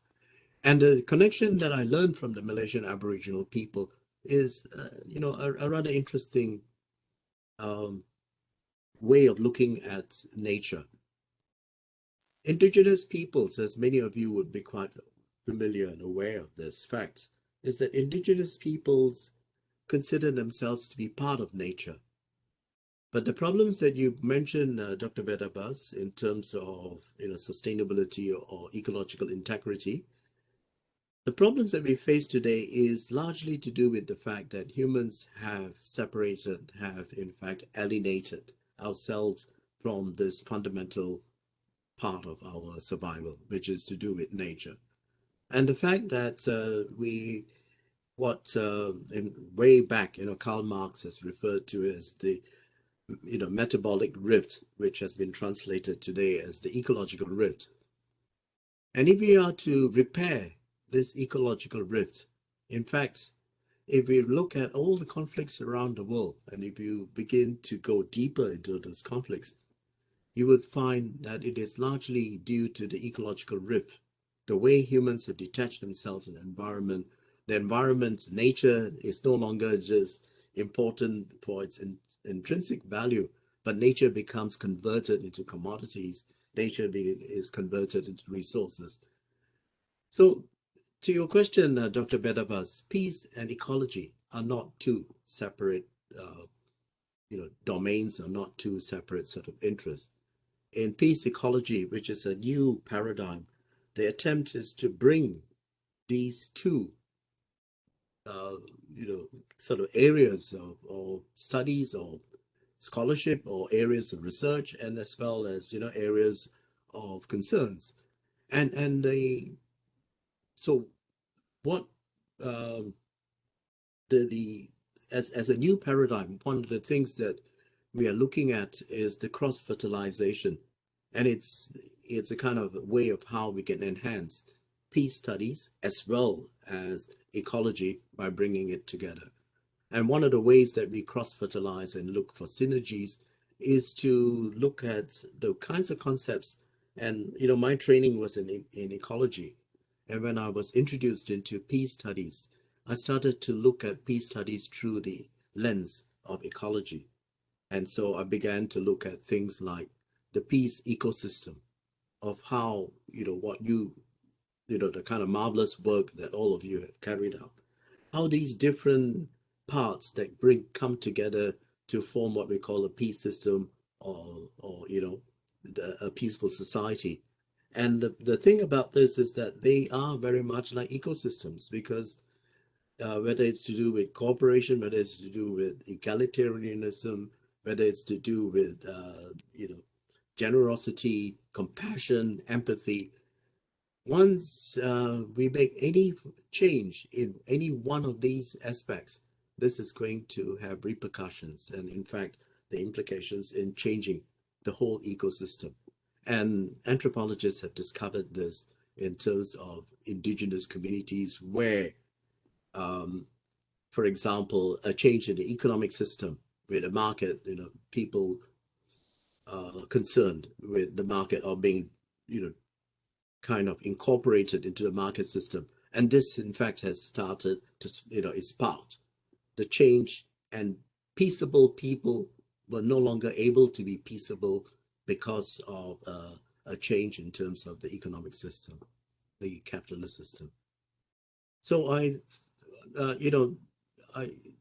have deep reservations of the concept of sustainability, very deep, reservations about sustainable development goals, and primarily it's to do with them being anthropocentric. And if I can just very quickly, I know my time is up, but very quickly take what Matt so eloquently presented about the new normal. So I would in fact say that we have to get rid of this idea of normal, because this idea of normal, the way we imagine what is normal, is really the problem is really the problem, which in fact has led us to this stage in our human history where it is the existentialist threat of climate change and ecological degradation, the loss of biodiversity, deforestation. All these are going to come together, and sometimes we take a terribly arrogant perspective and say we've got to save the planet. And I often say that we are just humans, and we don't have that sort of ability to save the planet. What humanity has to do is to try to save ourselves, because the planet will go on, and the planet will go on, and probably will go on much better without the humans. So what would this new normal be? And I would say that we have to explore the possibility of creating an ecological society, and no longer just looking at the kind of society that focuses on economic growth, capitalism.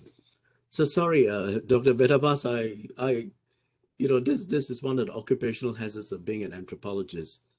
I can just go on talking, and I shall stop before I start telling you stories. Thank you very much, sir. Thank you.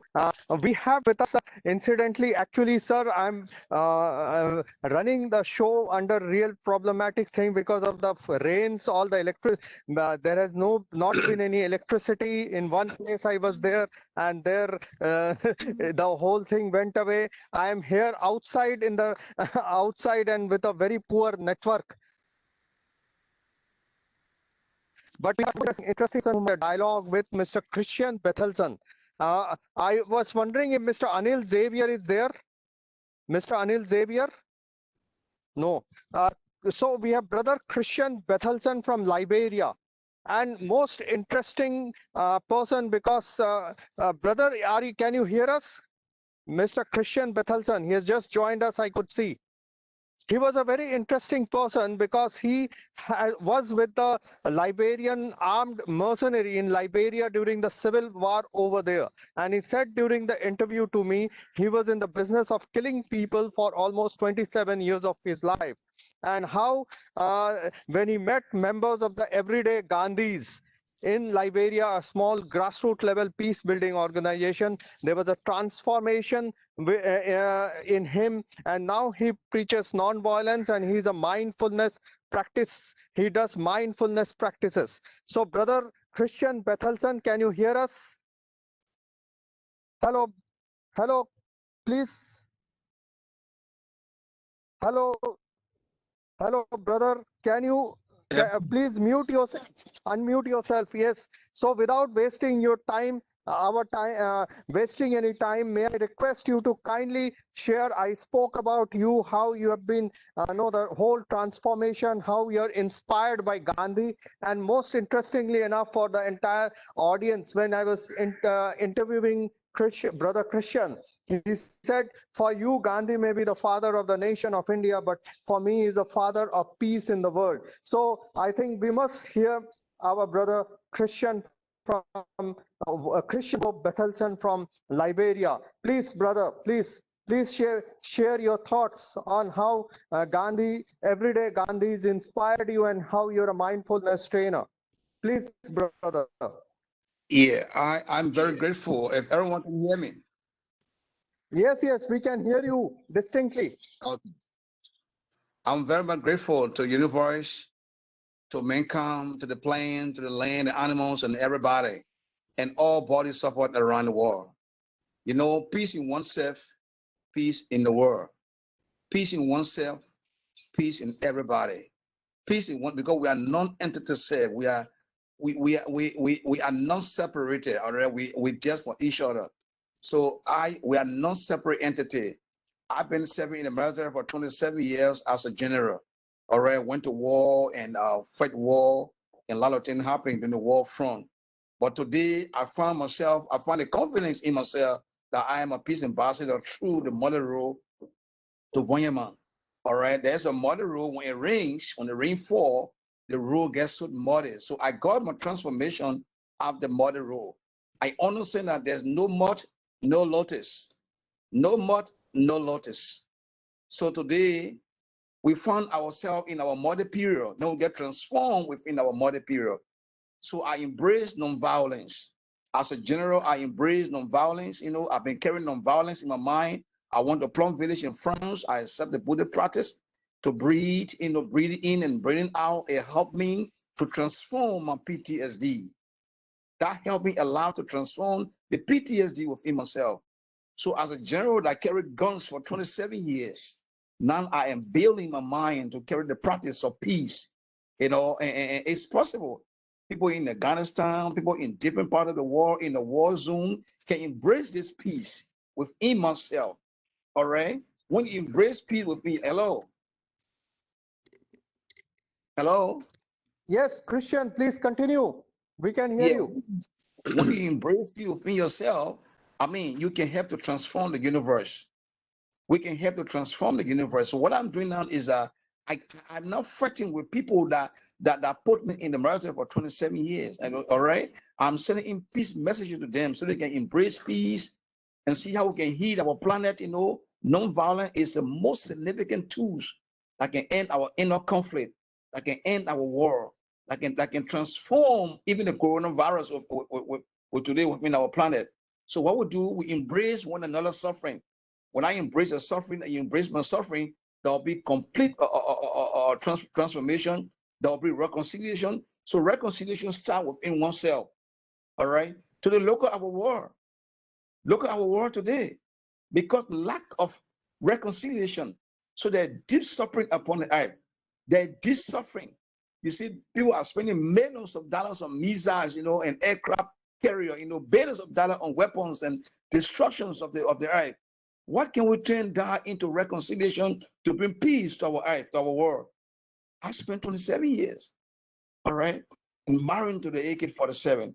Now that I understand, that our fear is no more in the AK-47, our fear, our enemy is no more in the AK-47. Our enemy is a deep fear. So one of the basic things within ourselves is fear. When we can muster the courage and send peace all around the world, you know, and there'll be healing within our planet. There'll be healing, you know, within our circle. There'll be transformation within our circle. And when there's transformation within our circle, definitely so Mother Earth will be peaceful.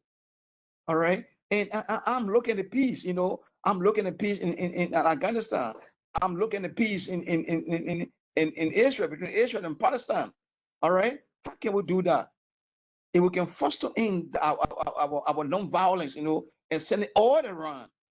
You see, the issue of non-violence is key to our universe. We need to practice to see how we can bring in we can try to make sure that non-violence take all over the universe to bring peace. You know, I kind of like one person, I was getting drawn within my circle. You see, I suffer from PTSD big time, the post-traumatic stress disorder. I couldn't know what to do. I didn't know what to go. You know, when I met Cynthia Jews, you know, and we practiced, we practiced, and I took the 14 mindfulness training. I took the 5 mindfulness training. I began to look at those things that I did as a compost in my life. All right, and take on the matters of peace. Today, I'm fighting to see how best that can be transformed. You know, we can transform our universe from general to peace general. So I'm happy to be in your circle. I want to learn from you too. You know, you are my teacher. Today, Africa, we have 1.6 billion people living in Africa. But I'm very lucky to be choosing, you know, as a vessel to usher in the component of non-violence in my world. I'm so happy. I'm so delighted. So is that calling? So I got to know that suffering don't kill. Suffering only help to develop your potentiality. That's the potential that is in you. Today, I got to see myself as a new person. All right, as a person of peace, as a person of non-violence, and that can really all of Africa. That today we can bring peace. The corruptions, the terror against women and children on the face of the earth can stop. Human rights violation and everything we can stop. You know, we can do that. We can practice non-violence. The component of non-violence. We can live, or we can try to practice a healthy relationship that will bring peace to our world. That will bring peace to our world. Without human being need to enjoy the fruitfulness and goodness of Mother Earth by practicing non-violence. Thank you. Wonderful, Christian. In fact, for everyone, one of the interesting insight that Christian gave me during the interview was that there was another rebel leader who wanted to, who had actually killed some members of his family, but when he went through the process of transformation, he went back to those people who actually killed members of his family and embarrassed them, and that was an very, very powerful act of forgiveness. Yeah, one General Green went to my home, you know, and killed 5 members of my family. And after the war, when I came back to Plum Village after my transformation, and I called his family so we can make peace, you know, and see how we can bring both families together. Can you imagine somebody killed 5 members of my family? And I brought that, and I forgave him and put the past behind us, you know, and today we are very good friends and very good brother. You see, so that's what I want to do. Through the efforts of everyday Gandhis, through the efforts of aligning of the earth, through the effort of aligning with the earth, we want to align ourselves to be peaceful, even in my country. And I stand for non-violence. No matter how it is, I'm never going to be used by anybody to bring destructions upon the earth. So I say no. I use myself as a living sacrifice to propagate. I use myself as a living sacrifice to propagate peace across the whole wide world. No matter how it is, there's a big suffering right now in my country. There's a big suffering in my country. People even want me to join to see how they can, but I can't do that. All right. I will never take harm. I will never take nerve to harm my fellow friend. All right. Because I see my blood in this person and I see life in this person. Life is so special. So now I understand how we can value life. All right. The issue of killing and bring destruction upon the face of the earth is no longer a good thing. You see, I hate to see suffering. All right, because I went through a tremendous amount of suffering where I couldn't feed my family, my children could not go to school, my kids could not eat, even up to present. I'm present now in Dakar, Senegal. All right, rent from my country because I don't want to be killed. And my kids are here with me. My son is here with me in Dakar, Senegal. All right. And we try to manage our suffering, not to increase the suffering on the face of the earth. I went through deep suffering. I went through the highest suffering of PTSD. All right. I want to heal them back. But I said, no, I'm going to muster the courage. I want to be the first peace general in the world that will try to align with people to see how people can have the ex-combatant align. All right. These war veterans align to bring peace, to carry peace to Afghanistan, to carry peace to Israel, to carry peace to Pakistan, to carry peace to all the ultimate parts of the world. We can do it. We can do it. Non-violence can do it. People around the world can sacrifice. We can mobilize the resources around us, and see how best we can stand for peace. All right, and slow the violence on earth. We can do it. We can muster the courage. I'm at a high conviction that we can do it. We can carry peace in Afghanistan. We can carry peace in Pakistan. We can carry peace in Israel. You can do it. I can do it. We put our collective energy together and see how we can muster it. I'm very confident that peace is sure. Because one I know, you may conquer 10,000 of people in war, or maybe conquer 10,000 of people in war. But one who conquers himself, he is the conqueror of conquerors. So beyond all this, we are the conquerors because we are conquered ourselves. We are taking all the manners of non-violence. We can make it. We can stand on the shoulder. We can stand on a mountain and begin to put on the flare of non-violence in every part of the world. This is my heartbeat to everyone. This is why I'm struggling. I'm suffering because I want to make sure that the War Alliance, the War Veterans Alliance remain very confident. It's just almost like the United Nations, we can start that. And that can be powerful. All right. We can start it from our little closets. We can start it from our little resources and make sure we put that out together. All right. The component of the non-violent, how they call it, a War Veterans Alliance, we can do that. And every general speak to everyone in their own country. And we can start that and make sure that we bring peace to the earth. All right. This time around is no more AK-47, is no more machine guns, is no more anti-aircraft carrier, but it's by wars, by love and transformation, by wars and compassion. We'll make sure that the earth will reign. We will come back today. We will come back ourselves and say, yes, we have done it through the components of non-violence. It is a powerful tools. Wonderful, Christian, wonderful. You're definitely, but you are actually speaking from your heart and from your own experience of transformation. And now we have actually only 10 minutes left for a small interactive session because we are already running very late. In case anyone has a few questions, they're most welcome to ask. And it would be wonderful to have a small little bit of interaction. I know everyone here will have a lot of questions to our esteemed experts who had who had taken their time off to come for this whole session. So may I request a small 10 minutes interaction in case someone has a quick question to anyone. But we need to be fast, please. This is a small request. Anyone having any questions?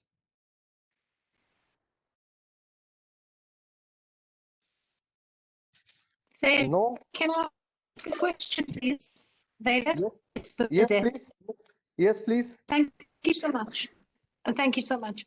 I'm interested in countries from South Africa to Liberia, post-transformation. And one of the biggest challenges for our countries and our societies is that during brutal wars and conflict, We have PTSD, post-traumatic stress disorder, and it's because of masculinity and the violence, and then the violence perpetrated on women during the conflict, and then the violence perpetrated on women continue after the conflict. And so my question for Christian is, to what extent are we working, and Liberia is a huge challenge as well, in terms of large, very commonness of gender-based violence.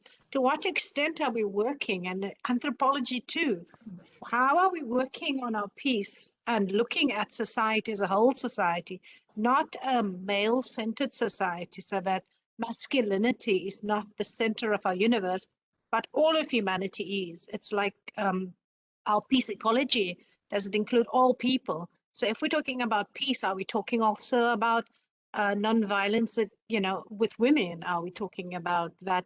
And are we bringing women back into the centers of society? So this is my question to Christian and pretty much to everybody else, including Alberto Gomes. Hey, Vidya. Yes. As a mother of five, the women stopped the war in my country.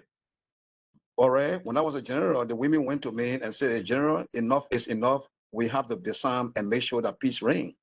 Yeah, you are right. The issue of terror against women is on the reign. They are raped. There is still rape. All right. There is hard rape right now. There's strong violence against women right now. The women's voices are not heard in my country right now. So this is what I'm trying to do, to bring women together, because women are the voice of the universe. The women are the beauties of the earth. Women are very strong. Women carry strong energy in them, a life, very powerful energy in them. But when they are silent, then the energy drop down. So what do? We need to encourage women to be a decision maker in the universe. This is what I want to do, to bring women on board. As a matter of fact, my strength in me is a woman, which is my teacher, Cynthia Jules. She teaches me how to practice, how to breathe, how to control my emotion. So just imagine if we get a lot of women around who will teach men how to control that emotion, because women, they are very strong architects of nonviolence. So I can be very happy to work with women. I'm open for women conference. I'm open to any time women have no project, send for me. I want to learn from women because they are the mighty of the universe. Thank you, Christian, for your very good, insightful answer. If we don't have any other question, can we, because obviously we would like to have further discussions on some of these themes that it was really wonderful to listen. Veda. Yes. Since Yes. Christian talk about, ecology, if just as a passing, question, remark, what is the gender of this earth? If at all it has a gender, what is the gender of this earth? Is it Father Nature or it's Mother Nature? It is Mother Nature, definitely. So we are mothers to you. Who is the women? Women is mother of man, She's mother of man. Mother Nature, of course. And we are mothers to you also. We are mother of everything. We mother you. I mean, so you are our children. So please behave with us like we are your mothers. And what you have been doing. How this incarnation of love and ahimsa, which Gandhi called us, has been reduced into an object of lust, This is the tragedy of today. Fine. If we don't have any questions, so I think we should now have a close of this program. Wonderful. May I request my colleague Rajesh Pathak to formally give the vote of thanks. Good evening. Good afternoon. Could we ask Rajesh Pathak to also read his poem, please, that he wrote for us just now? Oh, okay. Rajdeep, we want to see you, Rajdeep. Please switch on your camera.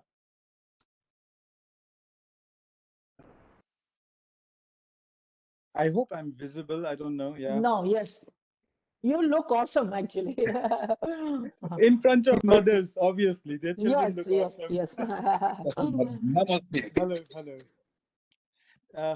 it has been a wonderful session, I think so, if I may call it. But then wonderful discussion today with the launch of this book, which has come up, a book on dialogue by panelists from all over the world. I have enriched myself hearing them, and I thank each and everybody.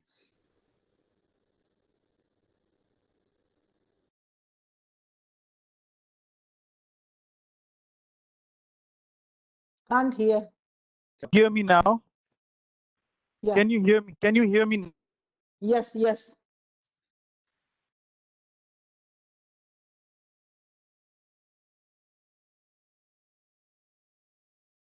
Evening from different parts of the world. And I think one thing which has been made clear.